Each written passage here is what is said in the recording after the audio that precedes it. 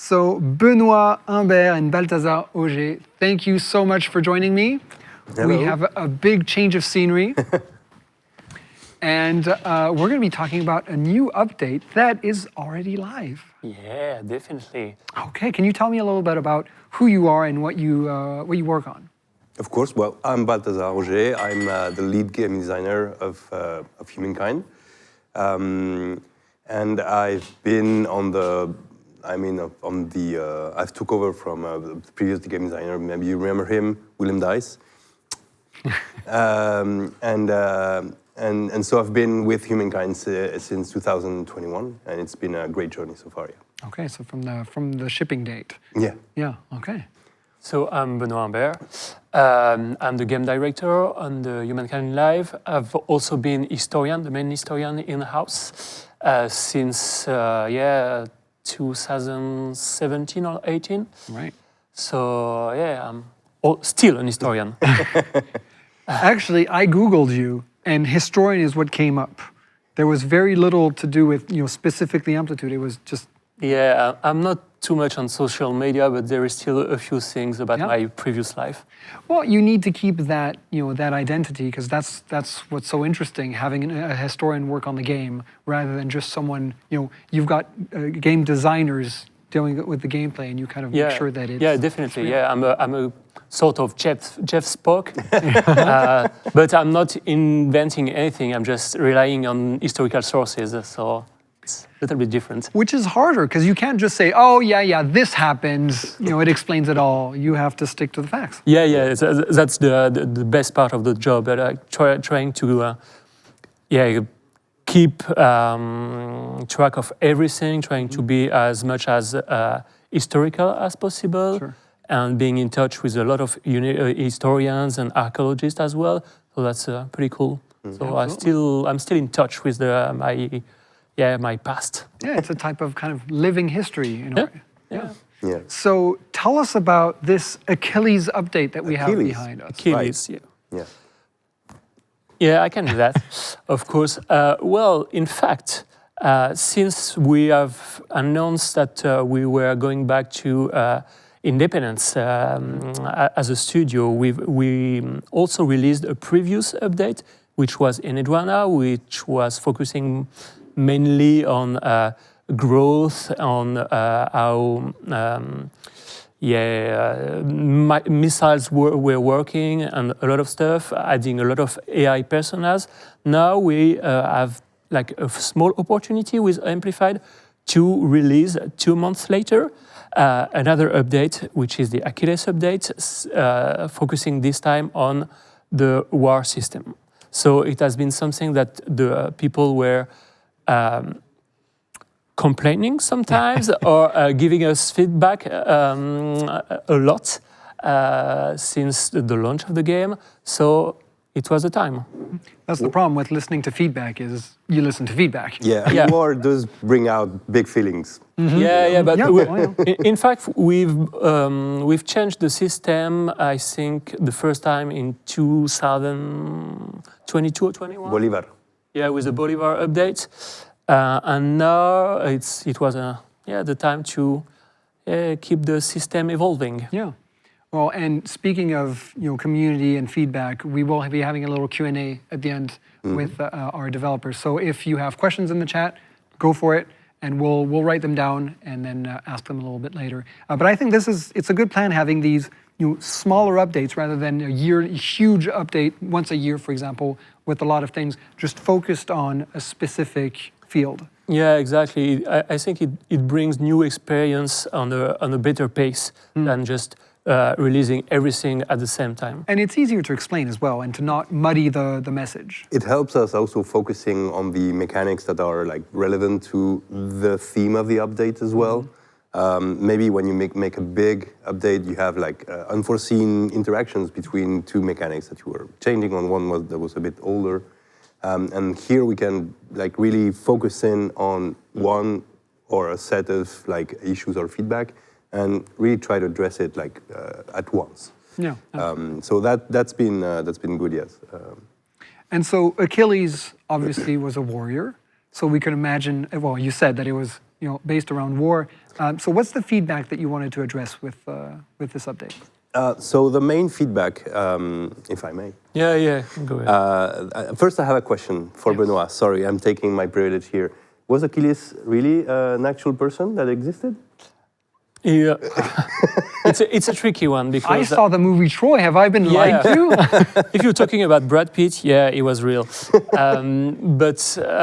Anyway, when you're talking about mythology or semi-mythical people, it's always hard to say if they were real or not. But for me, from my experience, there is always a small amount of reality. Yeah. So the Troy War really happened because we have archaeological evidence, but the guy himself Didn't leave any evidence.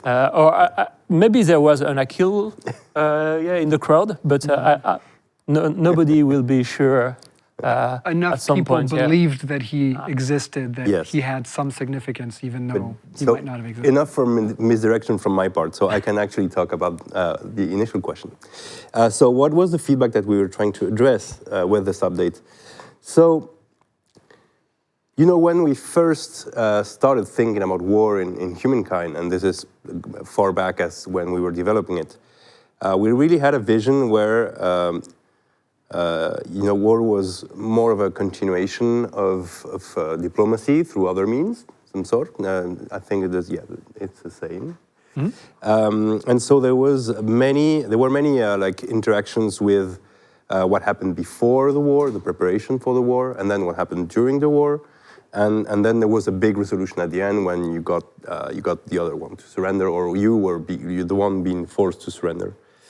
And this actually on paper was nice, and it actually worked for a long time. But as we kept working on it, and as we updated several times, there was some feedback that kept coming back, and which is that wait, why can't I ask for this thing at this moment? And this is when I speak about the moment, it's the moment of resolution, the surrender, which is a big moment. I'm also still talking about big emotions. Either I won and I want to get what's coming for me, what I earned, or I'm losing and I want to I want it to be fair at least. Mm-hmm.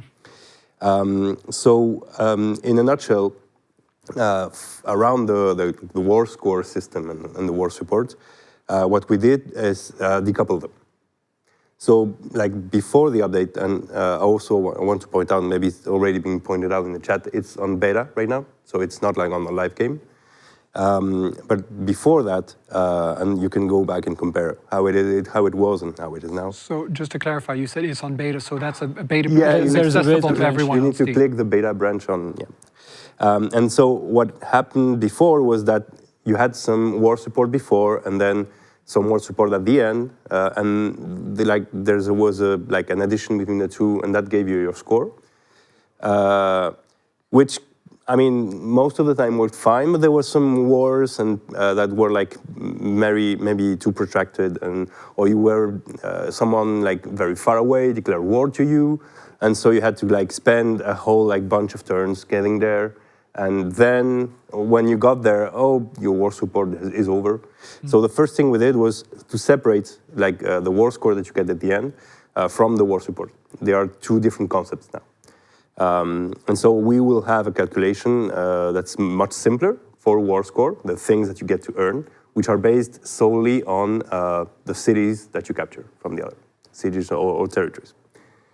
And then war support, we also changed the fact that since it doesn't really end the war now when someone gets to 0. It's only, now you start having social consequences to war on both sides.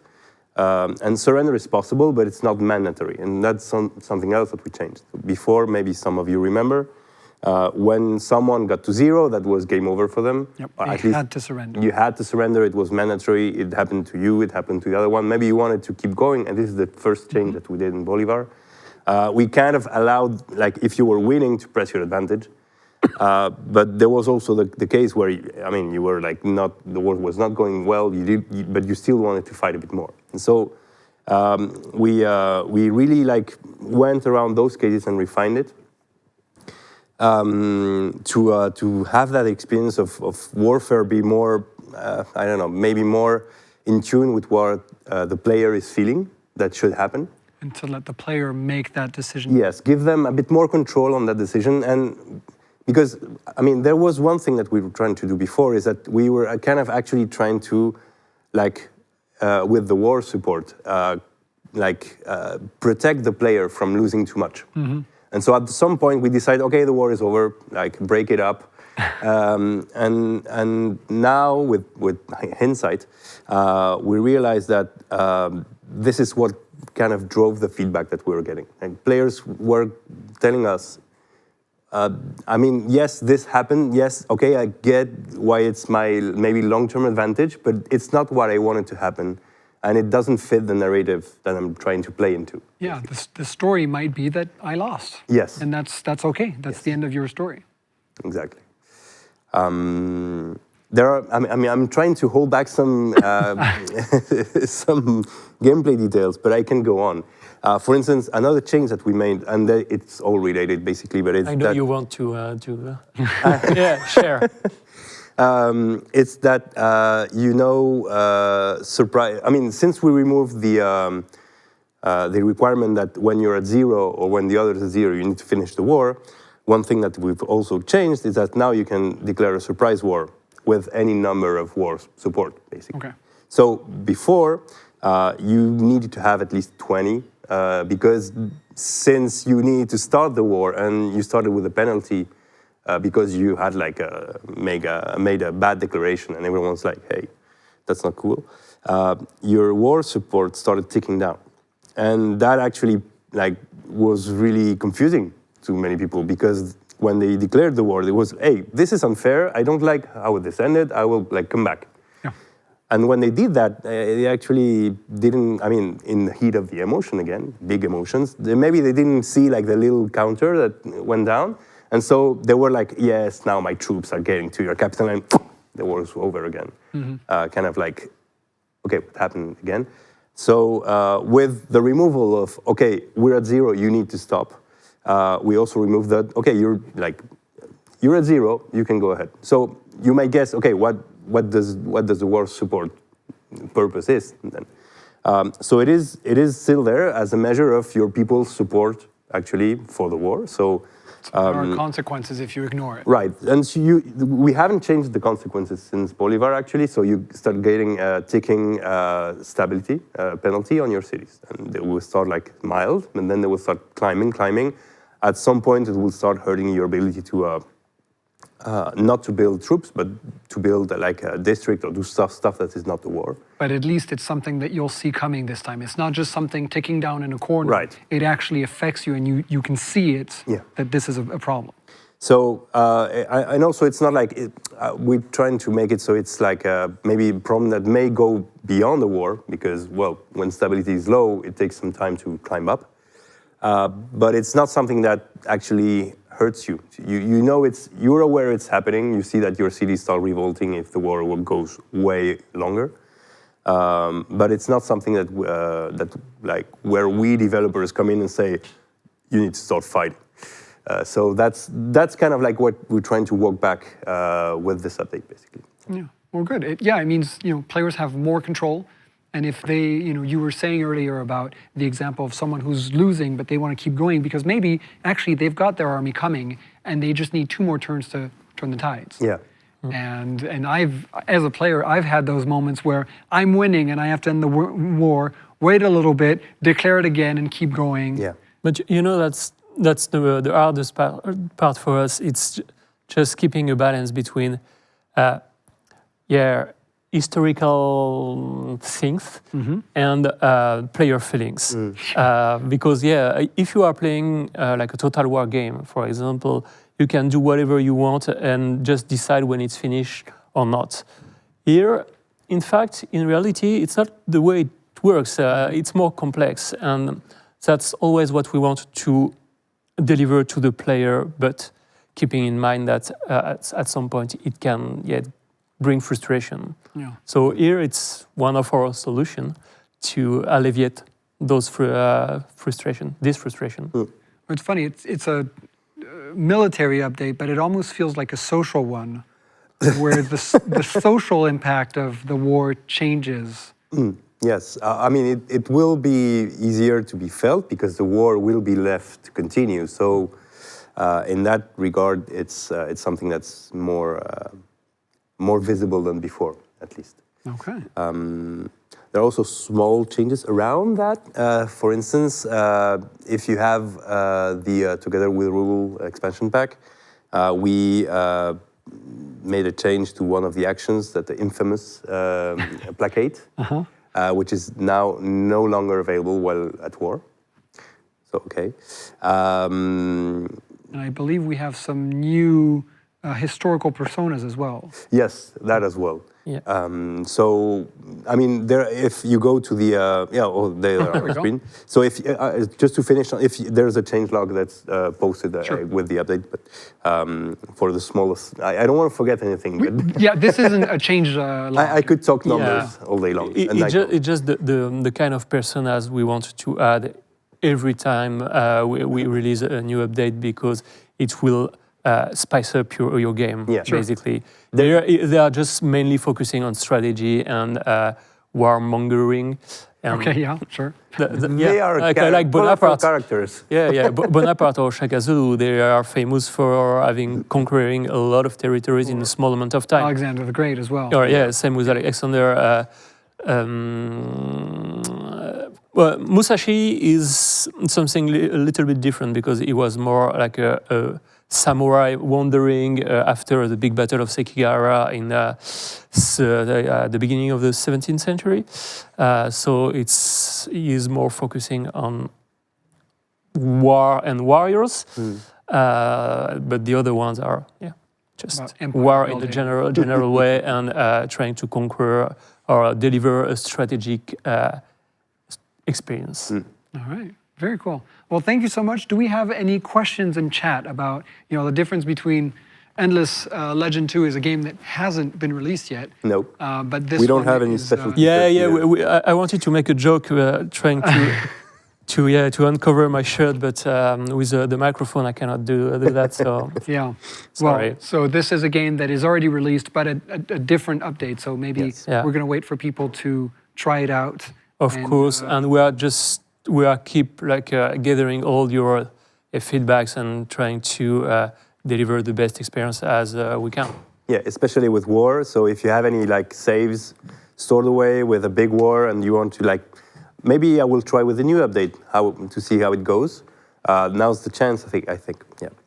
I might have a few of those. Yeah. That didn't go well. Yeah, I want exactly. to try again. I could have done this better. All right. Well, this is the update to do it. All right. Well, thank you so much for sharing all this information. Not only the changes, but the reasons for the changes. That's what separates it from just a change log where anyone can read that. But this has been very insightful. So thank you so much. Yeah, thank you. And a little switcheroo later, and we're back with a different team from a different game. Benoit, Noah, thank you so much for joining us. Thank you. Thanks. Can you start by introducing yourselves? Sure. Cheers. Good. So I'm Noah Young.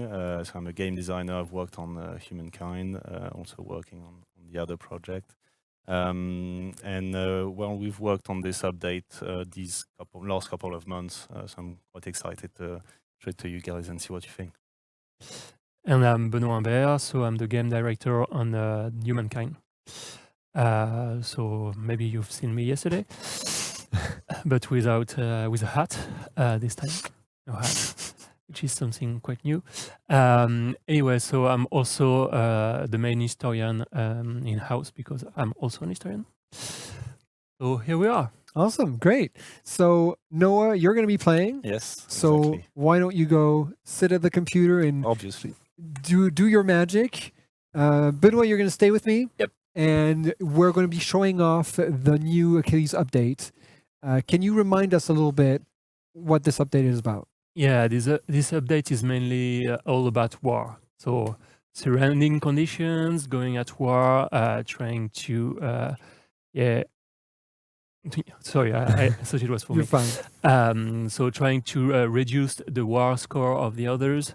So we'll How see. war support Yeah, comes our into war support play. is working now. Our surrounding conditions are working now. So All right, we're going to see this. it's quite a big change because for a long time people have been complaining about this war resolution mainly because it didn't make sense for some of them. So we've tried something new. So we're going to dive in with Noah at the commands. And if you have been with us since the beginning, you've maybe claimed a key for some of the Hooded Horse games. For this segment, we're going to be giving out Manor Lords games keys, which is one of a game that I very, very much enjoyed. And it has fighting in it. Yeah. So it makes sense. So that's fun. We were just talking about Manor Lord just before entering the studio. So all right, so Noah, let's see how you're set up and tell us. I think you've prepared a little kind of scenario for us. Yes, I was loading the save, but it seems to be stuck, so maybe... Okay. So we are gonna play as the Ottomans in Era 4, which is modern era. And we are facing a tough choice because we need to expand our frontiers, and maybe we are gonna invade Switzerland. Yeah, It's why not a not? maybe. We will invade Switzerland. Okay, because we had this discussion before. There's Switzerland and also the chosen as neighbors, and we were hesitating quite a bit. But Switzerland, yeah, I think it's good. Okay, Yeah, we've got the save. good. Sorry, So awesome. the computer seemed to be I struggling. see a bit. that you're Benoit the diplomat. You say we may invade Switzerland. No, Noah has a different idea. He's ready. Exactly. But in fact, we might, if we have enough time, we might push the borders way further than just Switzerland. Yeah, Okay. why stop there? Absolutely. Well, let's get to it, guys. All right. So maybe we can go over a bit who we were before. Sure. Nubians, Mauryans, Ghanaians, and we finally switched to the Ottomans. So we weren't really that war-oriented, but this time I'll be different. We want to expand a bit. We feel a bit closed in to the east of this continent. Yeah, we've been tremendous merchants before, but now it's time for something else. Absolutely. Exactly. So we've got the main enemies on our west, the Swiss. Currently at peace, but we do have a crisis ongoing with them. So we'll definitely do something about that. And to the south, we've got the Josian Korea. Also at peace, also crisis ongoing. So I think we'll placate them, let them settle down a bit, and refuse their demands. Hopefully, yeah, they'll leave us alone for now, but we'll obviously come back to them at some point. But this gives us free reign to fight the Swiss. Oh yeah, we do need to do a few things first. Make sure we've got our Coliseum. So why the Colosseum? I was going to say why is the Because Colosseum it gonna give you- triggers when I don't know why I can't.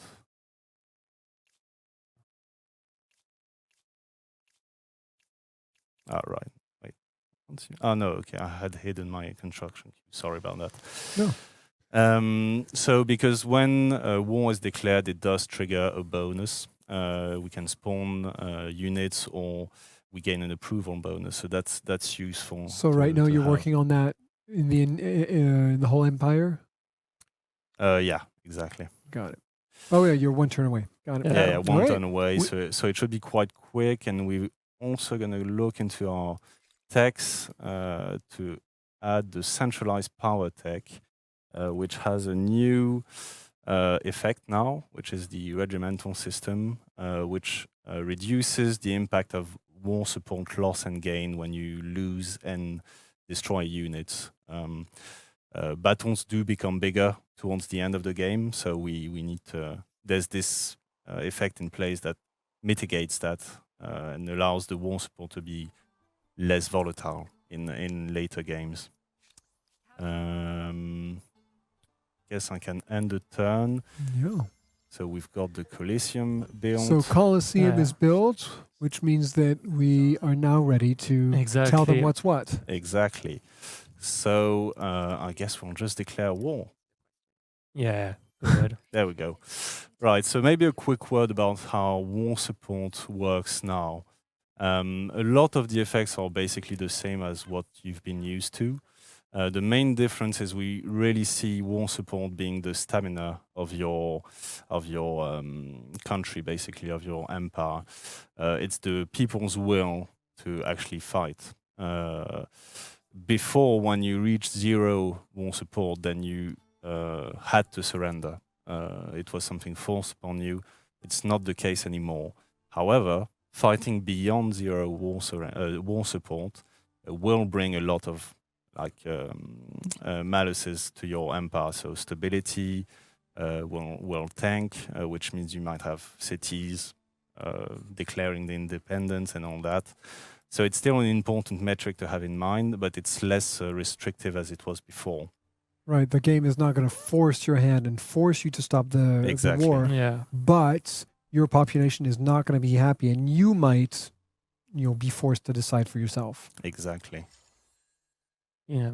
It also allow you, if you have a magic card in your sleeve, Yeah. hop, If you're last one. if you're 2 turns away from Yeah, exactly. changing the course of the war, you don't want it to end before you get there. But if you still don't have any solution, just accept it. Oh, wow. So siege right away. Yeah. Yeah, yeah.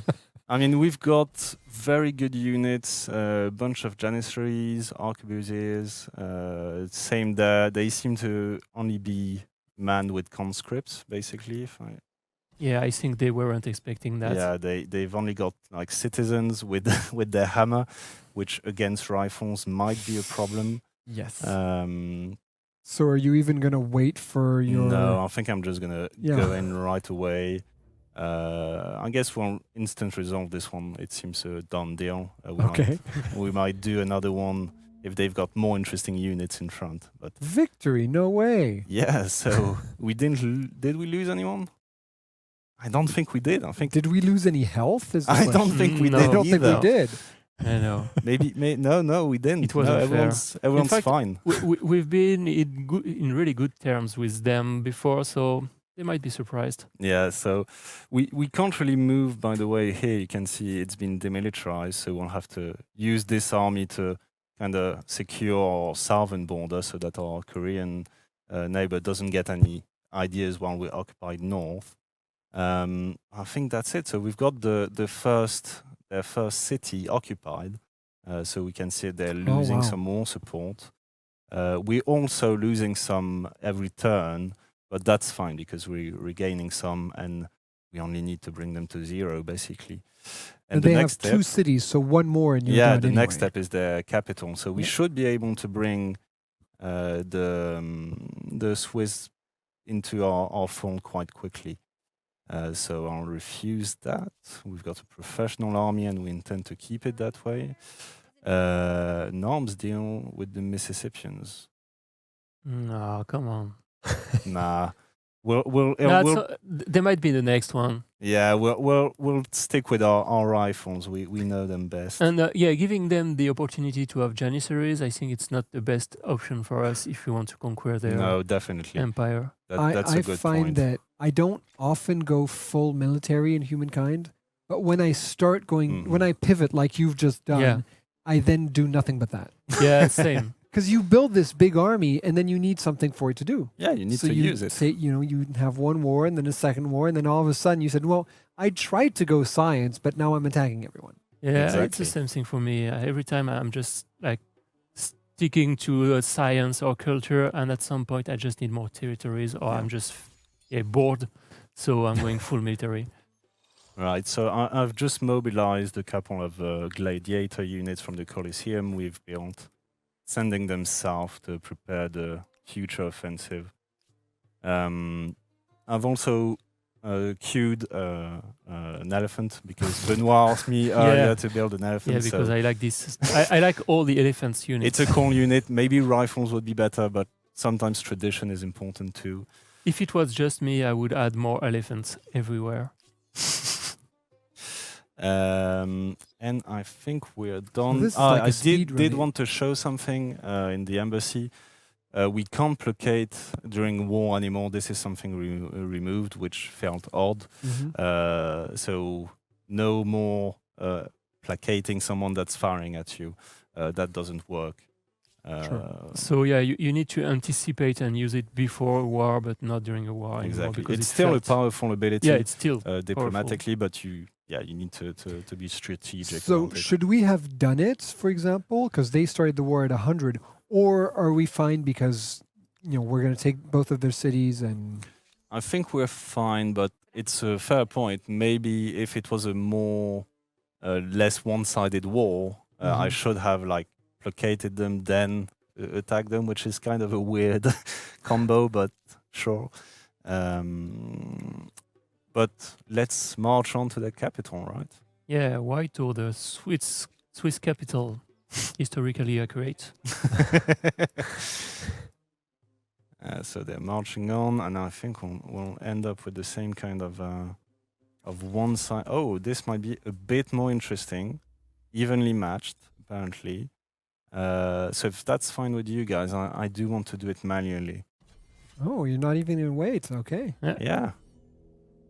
I'm confident in our janissaries, and they've been well yeah, trained. I tend to be a very patient guy. I wait for a few trebuchets or something, and then I can go in. But well, We'll it see. was evenly matched even with your reinforcements. Yeah, it does take into account the reinforcements, but I do have this elephant there. So I guess I can bring it in. Will it change the course sneaky. of war? Coming in, right? The mighty elephant. Let's end the deployment and get to it, and instantly use it. Obviously. Okay, so let's start by Shooting. Oh man, this. Yeah. yeah. going Janissaries are quite powerful, but they do have the Mongol hordes, which can be a surprise. I'm not sure I'll be able Yeah, to it's shoot. still a at it. medieval unit, but it's a powerful I'll one. try and get some eyes on. Oh, yeah, good call. Yeah, this is perfect. First kill goes to our elephant. So I guess Benoit was right. Yeah, Told you. elephants for the win. And then we'll try and push forward here. We are on a river, which is kind of a pain. But we do have rifles, which tends to be quite good. And we'll push beyond the river to avoid getting stuck on it too long. So we might take a bit of fire now. Well, you've got one more unit that hasn't shot. Oh, yet. right. Yeah. Cheers. I'm not sure I'll get an angle of the fire. Oh, maybe. Can you not here. shoot from where you are? Is that I think I'll keep it here. It doesn't have an angle, but this way it provides a bit of combat strength to both neighbors, which will help in taking fire. So, so we are gaining our military stars. The Swiss, famously known for using their Mongol hordes in combat, Yeah, of course. their archers cavalry. are taking to the hills to bombard my troops. I think we might have a few casualties by the end of this battle, but yeah. Well, it seems fair. But the citizens charging the rifles isn't the greatest idea they've had. Oh, he did. Oh, one got through. Shit. But we now can go into our their fortifications. No, our fortification. You can Our say it. fortifications. Yeah, that's right. I don't know why. It's our fortifications. We're simply taking them back. So we'll basically surround them here and block the access here.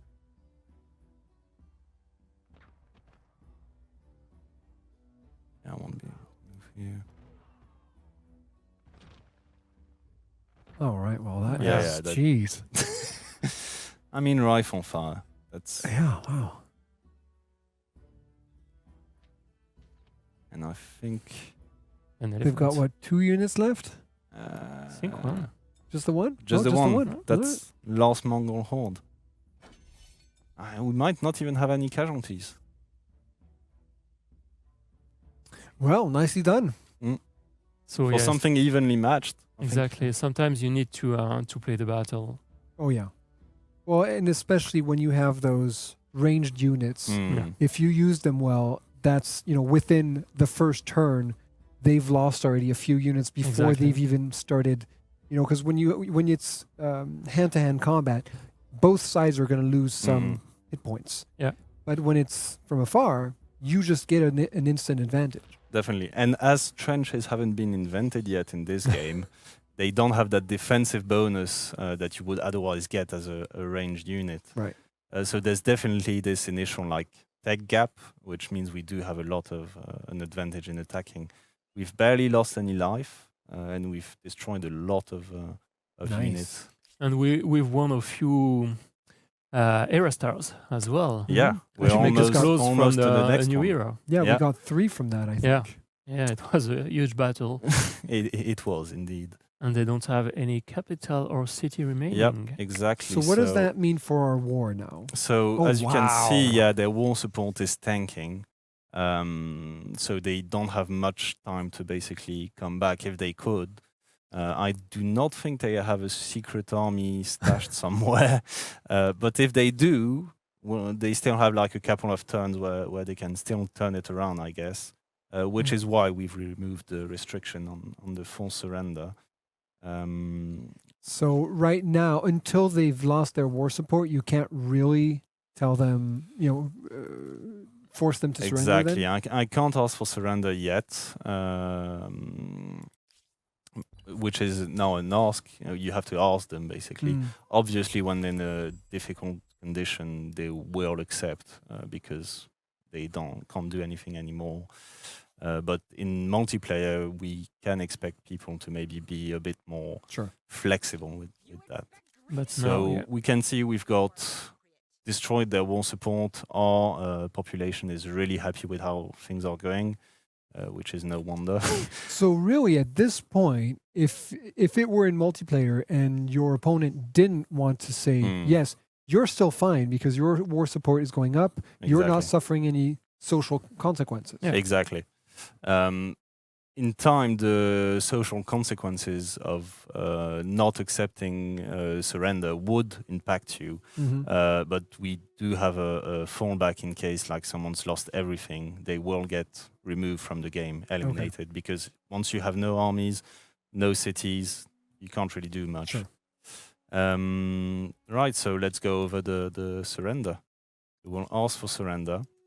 An important thing we've changed as well is the way we use the war score.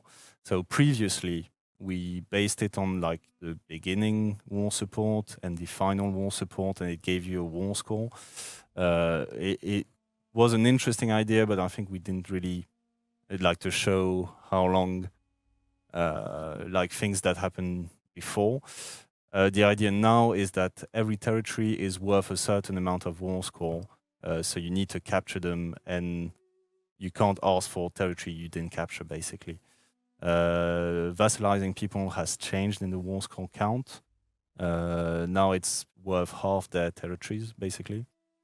Okay. So I guess we could vassalize them because we're going to increase and take the city of Kerma because, we do have to take something, and it does give us a bit of extra cash too. And they've accepted the surrender. Here it is. And we've won a war without losing any units. So Wow, nicely done. Successful And an log. extra era star. exactly.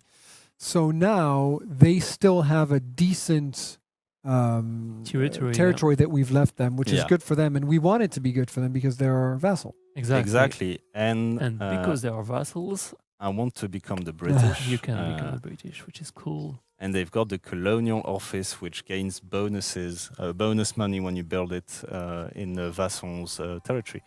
Oh, So you gain a lot more money by having vassals than just having all the territories, basically. So it's an interesting thing to do. So now we have a colonial empire, which is And the armies that don't know Swiss what territory. to yeah, very cool. So it does definitely make sense that we yeah, would now be the definitely. British. Yeah. Yeah. Well, that was quick. You just switched over to the Ottomans, waged one know, yeah. war, and that was your entire era. Yeah, but Within- we are playing with a fast setting as well. Yeah. So And this that's is why. it's a speed run. It's Yeah. developers who know the game and who game it. And we know the save. I mean, so Sure. Yeah, you set it up for this specifically. But thank you so much. I think we'll keep it at that. We've got a lot more very cool segments planned for today. But this was very well thought out. I mean, it was short and sweet. Yeah. And we not only had a very fun war that we experienced, but also we got to see the new features in action. Definitely. And so I was amazed at how quickly that war support just yeah, vanished. and I think the Mississippians are lucky because we don't have enough time. Mhm. So, especially the Koreans. I mean, yeah, and Yeah. The Koreans as well. armies were on their borders. but- So you're Next time, you're next time. welcome. If we had even 5 more minutes, I think would have been enough because Noah was. Yeah, gunning for Yeah, I was on a roll. he's our war specialist. So that's why I never want to play against him. I bet. Never no. ever. No multiplayer against Noah. I get it. All right, I'm convinced. Well, thank you so much, both of you, for Thanks. coming with us and Thank you. showing us the new update.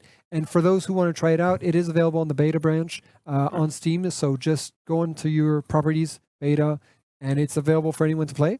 So Yeah. it's the new Achilles update that you'll be able to check out. And next, we are going to be joined by Bart. And he's going to have a data quiz, which is something we did last year, which was very fun to see. Are we going to have the right answers as to how our players play the games? So you're going to be able to guess in chat. I'm going to try to guess, and we'll see if we're typical gamers or not. All right, here we go. Thank you so much, guys, Cheers. and we're going to switch Thanks. it up.